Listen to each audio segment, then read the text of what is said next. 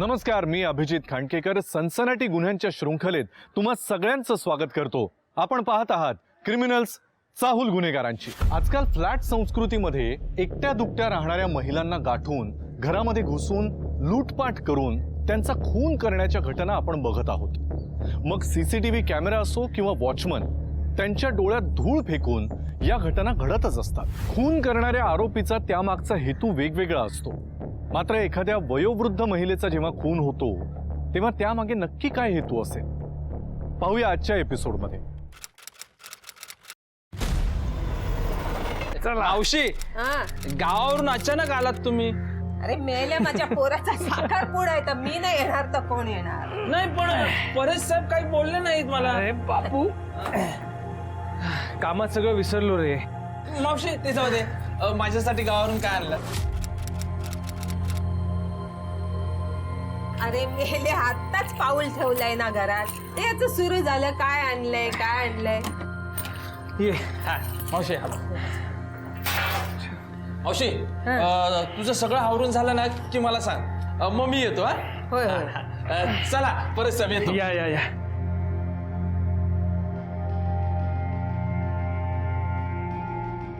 परेश, मुकुंद आणि सुप्रिया मला घ्यायला स्टेशनवर नाही आले ते? त्याला माहित तरी होतं ना मी येणार आहे ते। हा अगं त्याला माहिती होतं। मग अगं पण तुला माहिती आहे ना ऍक्सिडेंट मध्ये काय झालं? मुकुंदाची आई आणि पत्नी दोघेही गेले। ती लहान सुप्रिया आहे ना, तिचं सगळं करून यावं लागतं त्याला। तिचं आवरून व्हायचं असेल म्हणून कदाचित आला नाही। दैवाचा खेळ आहे रे सारा। बरोबर बोलली आहेस। बघ ना, देवाने पासे कसे फिरवलेत। टॅक्सीच्या निमित्ताने मुकुंदाने माझी ओळख झाली।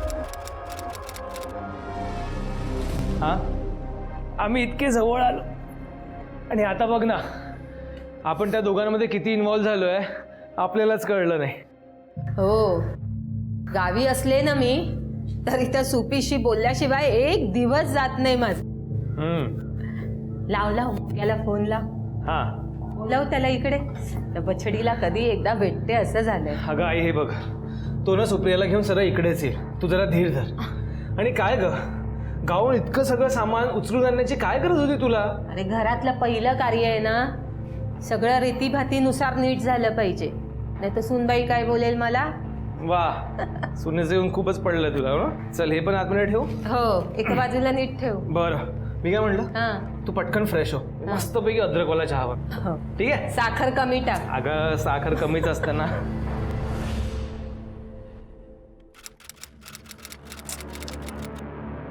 अश्विनी, काय झालंय? ऐक ना रुपेश, आपण पळून जाऊन लग्न करूयात ना।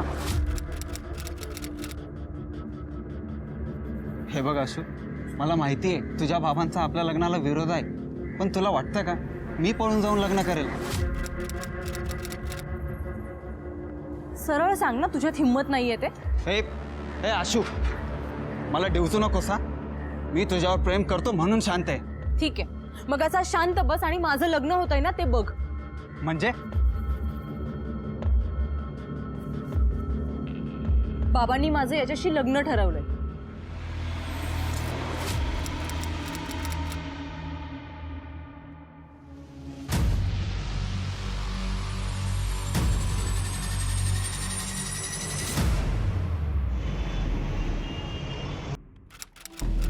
झालं?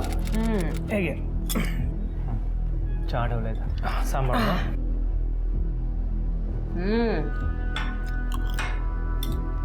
काय रे, साखरपुड्याची लिस्ट बनवून दिलेली, त्याचं काय केलंस? गाय, तू कशाला टेन्शन घेतेस? अश्विनीने सिलेक्ट केलेल्या अंगठीपासनं तर साडीपर्यंत सगळं घेतलंय। ठीक आहे? आणि मला सांग, गंगाधर काका का आले रे तुझ्यासोबत? ते तर माझ्या एक दिवस आधीच मुंबईला यायला निघाले होते। अगं मग ते घरी का नाही आले?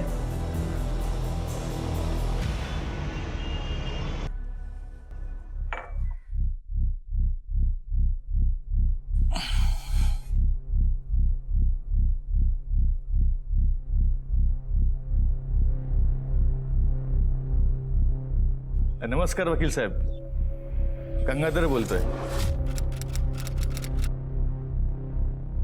तेवढं ते आपल्या गावच्या जागेचे कागदपत्र बनवायला घ्या। त्या माझ्या पुतणीची सही ना, तुम्ही काही काळजी करू नका। ती सही कशी घ्यायची ते मी बघतो. आणि हो, ते तुमचे मला ऑफिसचा ॲड्रेस पाठवून द्या ना. नाही, त्याचं काय आहे की मला मुंबईची जरा माहिती कमीच आहे. ओके.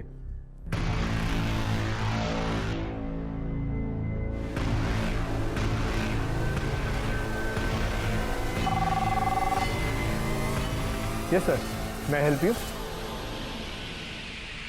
आई, गंगाधर काका मुंबईला आला, मग त्याने मला फोन का नाही केला? ते आता आला ना की तूच विचार द्याला.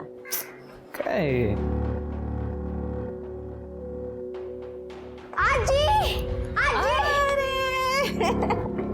माझं सोनं चिमणी कशी आहेस? कशी आहेस आई? बरी आहे. मला काय धाड भरली आहे, पण तुझी का तब्येत खराब झाली आहे? नशा बिशा करतोस काय? नाही करत आई. अगं तुझी शपथ नाही करत. आणि आजीची आठवण येते? हा, खूप येते.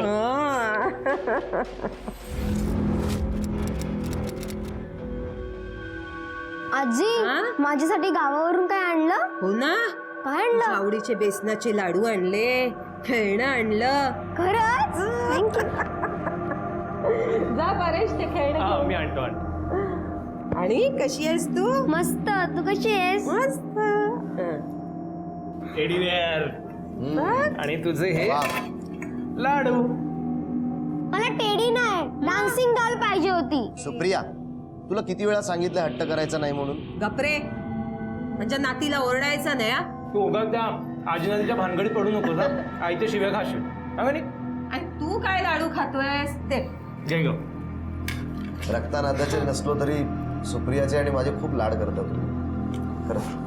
अरे तुला जन्म दिला नसला तरी माझा मुलगाच आहेस ना तू. हे बघ आली.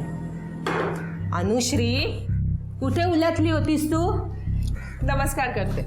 कधीची आली आहे मी? अहो आई, तुम्ही येणार म्हणून तुमच्या आवडीची मिठाई आणायला मार्केटमध्ये गेले होते. किती गुणाची ग पोरती माझी.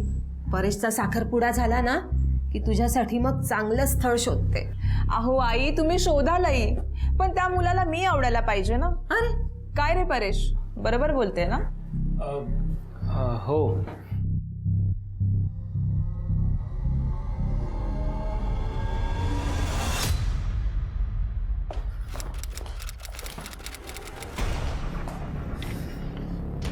काय झालं अनु?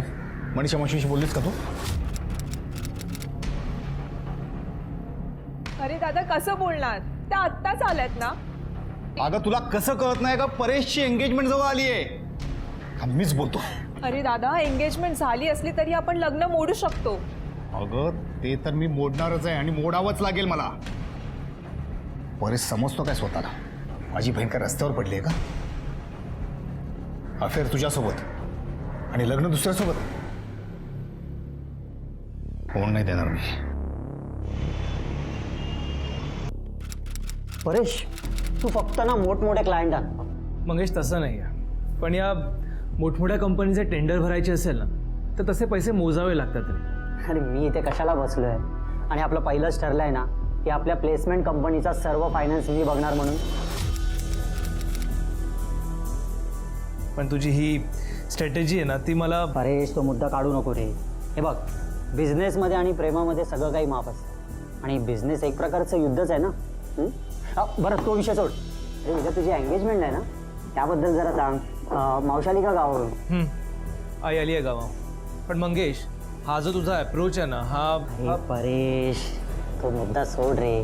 काय तू पण चल. आजी, हा बघ आपला परेश काका. कसा दिसतोय सांग बरं? अरे वा, तुझा परेश काका पण छान दिसतो आणि माझी राणी पण अगदी गोड दिसते. परेश, एक सेल्फी घेऊया.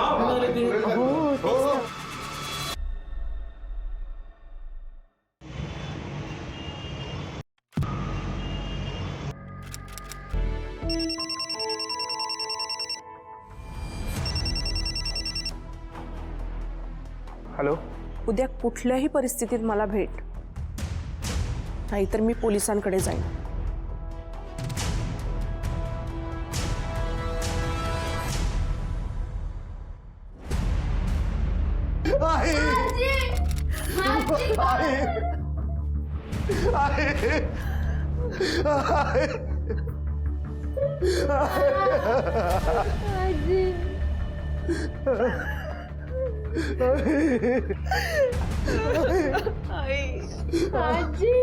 या दार उघडत नाहीत हे आधी कोणाला कळालं?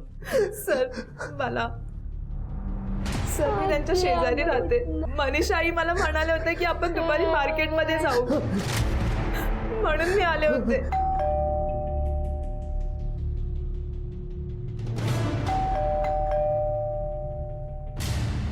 आई, तुमच्यापैकी आम्हाला फोन कोणी केला होता? साहेब मी केला होता फोन. मॅडम सर तिला घेऊन प्लीज बाहेर. नाही मला नाही यायचंय. आजी आजी सोड ना मला. आजी. नाव काय तुझं? बाबू सावंत साहेब. बाबू हे झालं तेव्हा ड्युटीवर तूच होता ना? हो साहेब.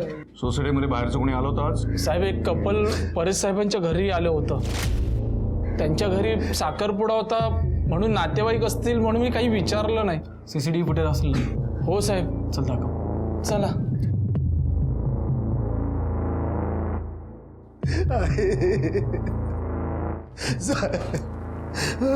आपलं काय नाव? साहेब मी मुकुंद मोहिते, प्रायव्हेट टॅक्सी चालवतो साहेब. या आजी तुमच्या कोण लागतं? रक्ताचं काहीच नातं नाही साहेब, पण माझ्या आईसारखी होती हो. माझी आई होती. माझी आई गेली साहेब. आजींच्या घरात आणखीन कोणी असतं? त्यांचा मुलगा परेश राहतो. मग तुम्ही त्याला फोन नाही केला अजून? केला साहेब फोन, पण त्याचा फोन स्विच ऑफ येत होता. अजूनही स्विच ऑफ येतोय त्याचा फोन. आजींचा मुलगा परेश नेमकं करतो काय? साहेब त्याचा प्लेसमेंटचा बिझनेस आहे. त्याला मीटिंगसाठी जायचं यायचं असेल तर तो माझ्याच प्रायव्हेट टॅक्सीने जायचा. अशीच आमची ओळख झाली होती आणि आम्ही फॅमिलियर झालो होतो साहेब. मग आज कुठे घेऊन गेला होतात परेशला? हो साहेब. आज सकाळी माझी मुलगी सुप्रिया, तिला आम्ही दोघांनी शाळेत सोडलं आणि नंतर 1-2 मीटिंग करून मी परेशला पार्ल्याला सोडलं साहेब. मुकुंद मला वाटतं आपण ज्या ठिकाणी तुम्ही परेशला सोडलं त्या स्पॉटवर जाऊन येऊया. चालेल साहेब, चला मी दाखवतो तू. माने बॉडी पोस्टमॉर्टमला पाठवा. ठीक आहे मी चल.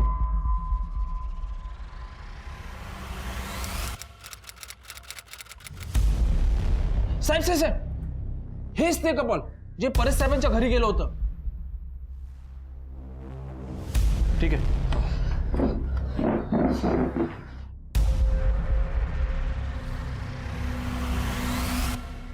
काय झालं साहेब? हा सगळा काय प्रकार आहे? हा साहेब वॉचमनच्या नोकरीमध्ये घर भागत नाही म्हणून सोसायटीच्या लोकांच्या कपड्यांना मी इस्त्री करतो. म्हणजे परेशच्या घरच्यांचे कपडे पण इस्त्री करत असतील असतो. हो साहेब. आज गेला होता सकाळी परेशच्या घरी कपडे घ्यायला? नाही साहेब, आज मी परेश साहेबांच्या घरी गेलो नव्हतो. ठीक आहे.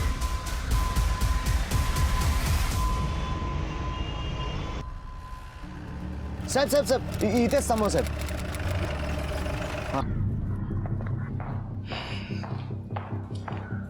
Excuse me. हा माणूस काही वेळापूर्वी तुमच्या हॉटेलमध्ये आला होता. जरा नीट बघून सांगा कुठं असेल तो आता. सर पार्टी रूम नंबर 101 मध्ये आहे. 101 दाखवा आम्हाला. ठीक आहे सर.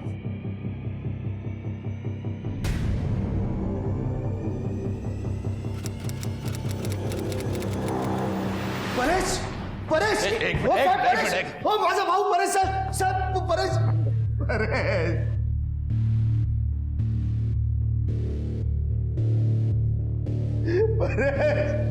ठीक आहे. जरा चेक करा सगळं.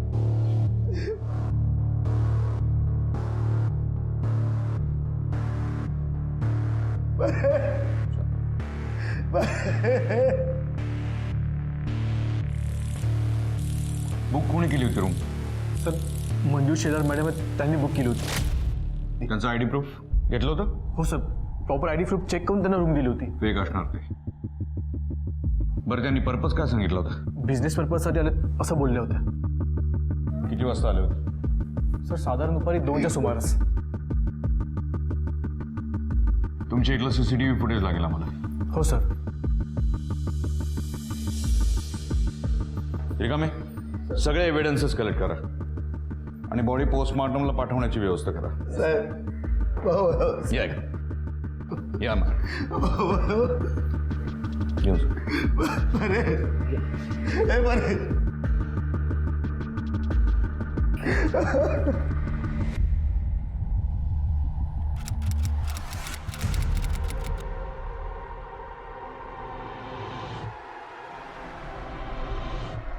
ती बाई जाताना काय म्हणाली तुम्हाला?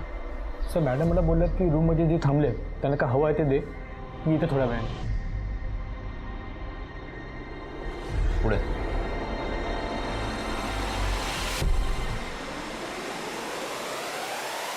सर हे गंगाधर काका आहेत. ते इथे काय करताय? हे गंगाधर काका कोण? गंगाधर काका परेशचे काका. ते गावी असतात. काल साखरपुडा म्हणून आले होते ते. सर हे तर 4 दिवसांपूर्वी आमच्या हॉटेलला आले होते आणि आज दुपारी 2:30 सुमारास त्यांनी चेकआउट केलं आहे. या माणसाविषयी आणखीन काय माहिती आहे तुमच्याकडे? सर विशेष काही माहिती नाही आहे, पण ज्या दिवशी आमच्या हॉटेलला थांबले होते त्या दिवशी रात्री यांनी मला एक पत्ता विचारला होता वकिलांचा, कोटणी साहेब. त्या ॲडव्होकेट कोटणीसांचा पत्ता द्या. ठीक आहे सर.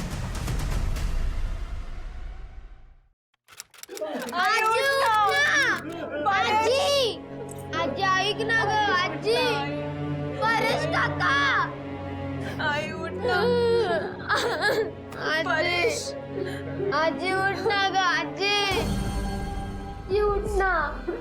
आजी उठ ना ग आजी. आजी उठ. आजी उठ. ऐक ना, तुझ्या काकांना आणि आजीला ज्याने कोणी मारलंय त्याला आपल्याला शिक्षा करायची आहे. हो अंकल, त्यांना जेलमध्ये टाकलं पाहिजे. मी प्रॉमिस देतो तुला, मी त्याला जेलमध्ये टाकणार नक्की. काकाला आणि आजीला आता देवाघरी जायचंय, तेव्हा तू आता काकू बरोबर बाहेर था. गावाहून मुलाच्या साखरपुड्यासाठी आलेल्या मनीषाचा खून झाला होता, तर त्याच दिवशी त्यांचा मुलगा परेश याचा देखील हॉटेलमध्ये खून झाला होता. पोलिसांसमोर ही डबल मर्डर केस सॉल्व्ह करणं एक फार मोठं आव्हान होतं, पण पोलिसांनी हे आव्हान स्वीकारलं. गंगाधर काका, तुमचं पुतण्याचं तर मुंबईत घर आहे, मग तुम्ही हॉटेलमध्ये का थांबला? ते साहेब ते मुंबईला माझं थोडंसं काम होतं म्हणून. तुम्ही ॲडव्होकेट कोटणीसांकडे गेला होता, त्याची सगळी इन्फॉर्मेशन आहे आमच्याकडे. आता पुढचे डिटेल्स तुम्हीच सांगताय की मग? अहो ते आमच्या गावच्या जमिनीचे कागदपत्र बनवायचे होते म्हणून मी त्यांच्याकडे गेलो होतो. त्याच्यावरती परेशच्या सह्या हव्या होत्या. मग घेतल्यात कसं आहे? नाही, परेशनी सही देण्यासाठी नकार दिला. म्हणून तुम्ही परेशला हॉटेलमध्ये बोलून त्याचा मर्डर केला? हो नाही साहेब, मी का त्याचा खून करीन? यांना घेऊन जा आणि जोपर्यंत हे खरं बोलत नाही तोपर्यंत आपल्या पद्धतीने चौकशी करा. हो साहेब, मी खरं सांगतो साहेब. साहेब माझं ऐकून घ्या साहेब. साहेब मी खून नाही केलं. हो चला सांगतो.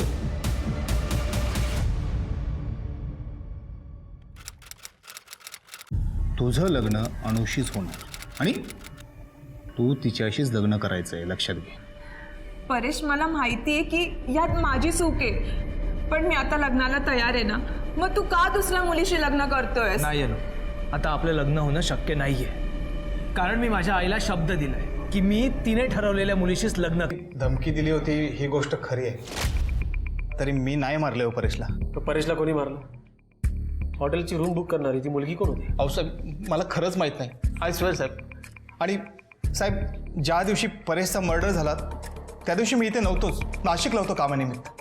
आणि एक मिनिट साहेब, मी ज्या प्रायव्हेट टॅक्सीने गेलो होतो ना त्याची ऑनलाईन बुकिंग मी केली होती सर. हे बघा माझ्याकडे डिटेल्स आहेत, हे बघा सर. सर, दादाने परेशचा मर्डर नाही केलाय. मग कोणी मारलं? सर, मला तर संशय आहे ना परेशची होणारी बायको अश्विनीवर आहे. कशावरून? सर, मी ज्या कंपनीमध्ये जॉब करते ना, माझ्या बाजूच्याच ऑफिसमध्ये ती पण काम करते. आणि त्या दिवशी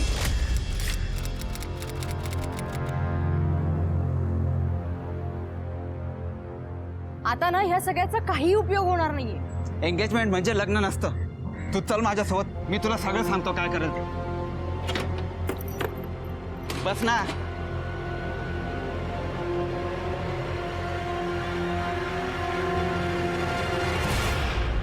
मिस्टर सुधीर, जोपर्यंत परेशच्या केसचा निकाल लागत नाही तोपर्यंत तुम्हाला आमच्या कस्टडीमध्ये राहावं लागेल. अहो साहेब, मी काही केलं नाही. मला अनुषा सांग ना. सर, त्याने काहीच केलं नाहीये. सर, कसं विश्वास सांगला, ठेवा घेऊन जाणार माझ्यावर. अहो साहेब, माझा ऐका सर, काहीच केलं नाहीये त्याने. दादा, सांग ना. मॅडम, तुम्ही निघालात तरी चालेल, फक्त तुमच्या कंपनीचा ॲड्रेस आम्हाला देऊन जा.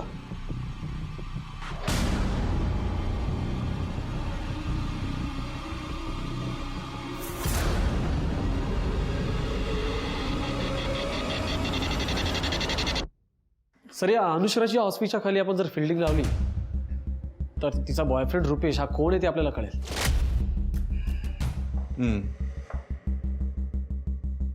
त्या दोघांच्या पोस्टमॉर्टम रिपोर्टचं काय झालं? सर पोस्टमॉर्टम रिपोर्ट आणि सीडीआर रिपोर्ट्स हे उद्यापर्यंत मिळतील. या परेशच्या मर्डर केसचं तर आपण वर्कआउट करतोय, पण या मनीषाच्या मर्डर केसचं काय? सर मनीषा तशी अनोळखी माणसाला घरात येऊ देणार नाही. म्हणजेच मनीषाचा खून करणारा हा तिच्या ओळखीचाच असला पाहिजे. तुमचा कोणाला डाऊट आहे? सर मला वाटतं मुकुंद. आपला कोणाला संशय येऊ नये तसेही आरोपी रडायचं नाटक करतच असतात. या मुकुंदची कुंडली काढा. सर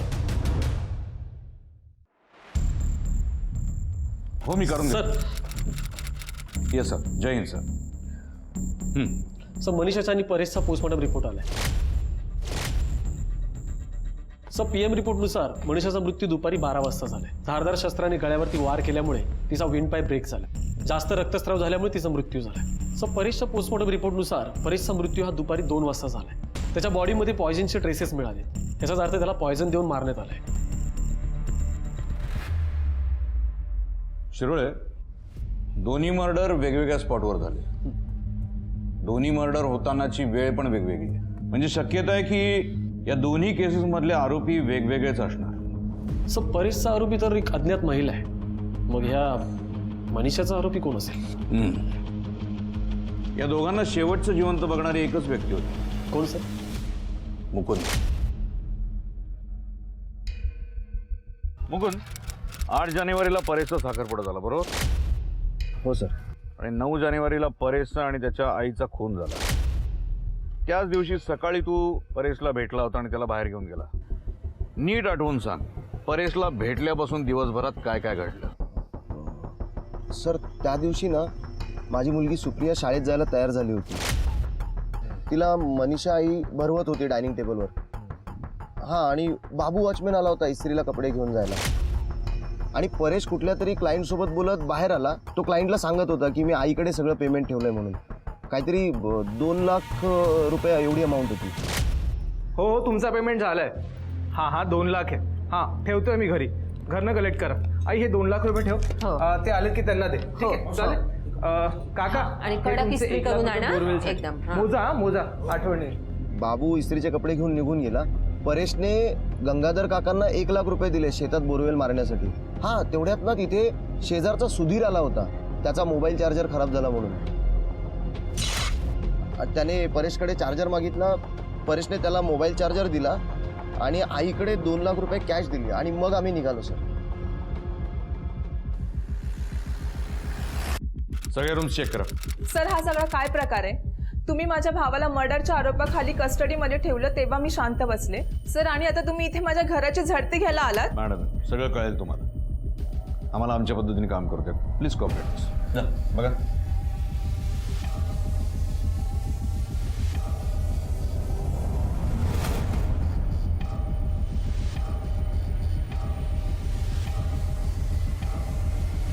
सर कपाटात त्या बांगड्या सापडल्या. ह्या तर मनीषा आईच्या बांगड्या आहेत. दादा ह्या आपल्या कपाटात काय करतात? मी सांगतो. मनीषा आजींचा ज्या दिवशी मर्डर झाला त्या दिवशी सकाळी तू परेशचा मोबाईलचा चार्जर घेण्यासाठी त्याच्या घरी गेला होता. त्याच्यानंतर तोच मोबाईलचा चार्जर आम्हाला मनीषा आजींच्या डेड बॉडी जवळ मिळाला. तिथं कसं काय आला तो? काय करायला गेला होता तिथं? बोल. मावशी हा चार्जर. मावशी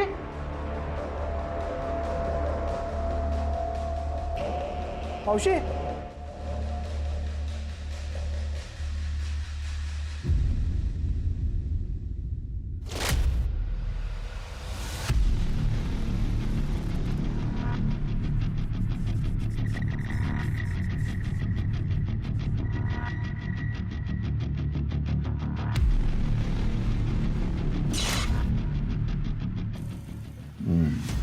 पण साहेब मी बांगड्या घेतल्या तिथून लगेच निघालो सर. घरातून बाहेर पडलो.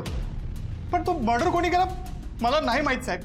खरं सांगतो साहेब. तर याची आपल्या पद्धतीने चौकशी करूया. म्हणजे हा पोपटासारखं सांगेल की यांनी कॅश कुठे ठेवली ती. नाही शिरोळे, यांनी चोरी केली आहे नक्की. मर्डर कोणी केलाय ते मला माहिती आहे.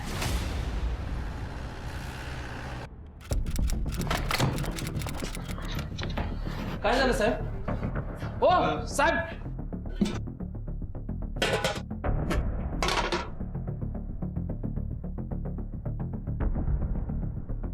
सर हा होता त्या दिवशी. हा तिकडे आला होता इस्त्रीचे कपडे न्यायला. आणि परेशने जेव्हा 2 लाख रुपये दिले ना मनीषा आईला तेव्हा हा तिकडे होता. ओ साहेब काय पण काय सांगताय तुम्ही त्यांना? डब्यात कॅश मिळाली. कुठून आली कॅश?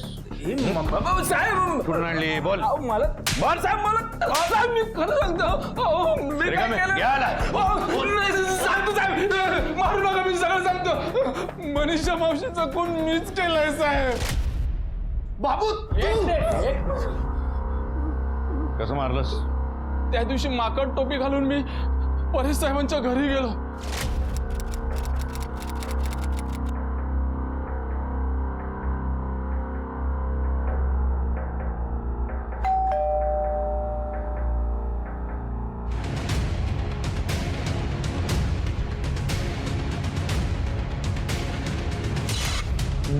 घेऊन चला याला. साहेब सोडा मला साहेब.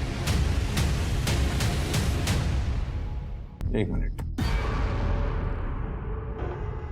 या बाईच्या हातावर कसला तरी टॅटू दिसतो.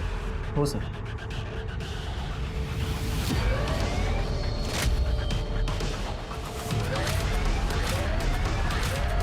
अश्विनी मॅडम, तुमच्या कॉल डिटेल्समध्ये तुम्ही सगळ्यात जास्त कॉल केलेत ते रुपेशला. तुमचं परेशशी लग्न ठरलेलं असून सुद्धा तुमचं रुपेश बरोबरचं अफेअर तसंच चालू होतं. आणि म्हणूनच तुम्ही परेशला हॉटेलला बोलवलं, त्याला पॉयझन दिलं आणि त्याचं मर्डर केलं. सर हे खोटं आहे. सर मी मान्य करते की रुपेशसोबत माझं अफेअर होतं. मी खरंच कबूल करते, पण सर मी परेशला नाही मारलंय सर. कळेलच थोड्या वेळात. रिकामे सर मला बोलवलं. मला सांगा, तुमच्या हॉटेलमध्ये ज्या मॅडमनी बुकिंग केलं होतं याच आहेत का त्या? सर या मॅडमने त्या. ओके, तुम्ही गेलात तरी चालेल. ठीक आहे. काही मदत लागली तर आम्ही तुम्हाला बोलवून घेऊ. सर हा तर 8 जानेवारीचा पेपर आहे आणि यावर परेशचा नंबर पण दिला. शिवाय 2 वेगळे नंबर्स पण आहेत. सापडला की क्लू? हॉटेलच्या झडतीत सापडलेल्या अज्ञात महिलेच्या बॅगमध्ये न्यूजपेपरवर लिहिलेल्या काही नंबर्सपैकी एक नंबर परेशचा होता. पोलिसांनी परेशचे कॉल डिटेल्स चेक केले तेव्हा पोलिसांना परेशचा खूनी सापडला. पण ही अज्ञात महिला कोण होती? चला पाहूया. सर याच मॅडम आहेत ज्यांनी त्या दिवशी रूम बुक केली होती. थँक्यू.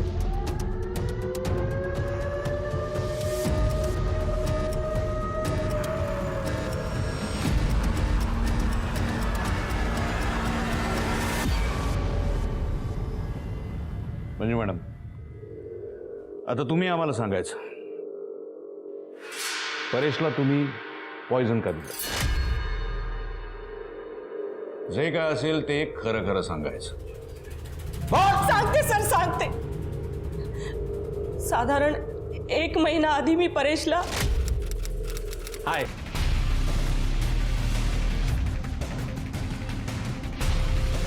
मी खोट्या क्लिप्स काढून पैशांसाठी परेशला ब्लॅकमेल करत होते. म्हणजे तशी ऑर्डरच दिली होती मला. त्याच माणसाने मला परेशला मारण्याची सुपारी दिली. बस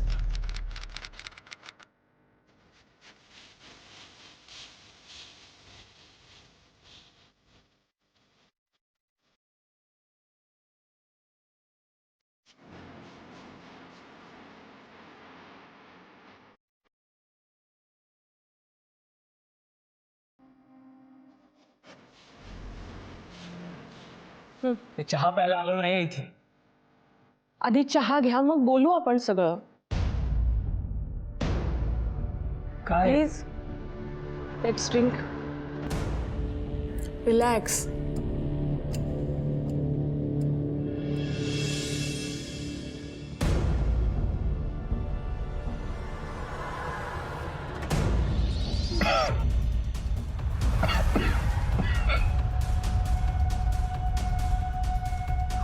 excuse me sir. Yes ma'am. माझ्या रूममध्ये गेस्ट बसलेत. त्यांना काही हवं असेल तर बघा, मी थोड्या वेळात येतेच. ठीक आहे मॅम.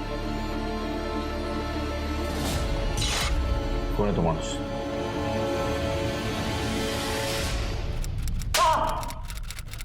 मंगेश, आता तू बोलतोयस पुढचं की मग? हो बोलतो. सर मी बिझनेसमध्ये पैसे लावलेले होते. आपल्याला जास्त बिझनेस मिळावा म्हणून त्या कंपनीच्या मॅनेजरला तू लाच दिलीस? हा, लाच देणं गुन्हा आहे, माहिती आहे ना तुला? माहिती आहे ना तुला? मंगेशी असंच चालत राहणार. मी पार्टनरशिप तोडतोय. ए असं करू नकोस परेश. हे बघ, मी पुन्हा असं नाही करणार. तुझी शपथ. हवं तर मी तुझ्या पाया पडतो. काय पाया पड. ठीक आहे, पण यापुढे असं करू नकोस. याच बॉस. लाच प्रकरण परेश विसरून गेला होता. त्याने कंपनीसाठी खूप मोठे मोठे क्लायंट आणले. त्याच दरम्यान मंजू मला भेटली. हिचा आणि माझा कॉलेजमध्ये अफेअर होतं. तेव्हा मी तिला लग्नाचा आमिष दाखवून परेशचा मर्डर करण्यासाठी तिला तयार केलं. दोघांवर चार्जशीट फाईल करा. चल.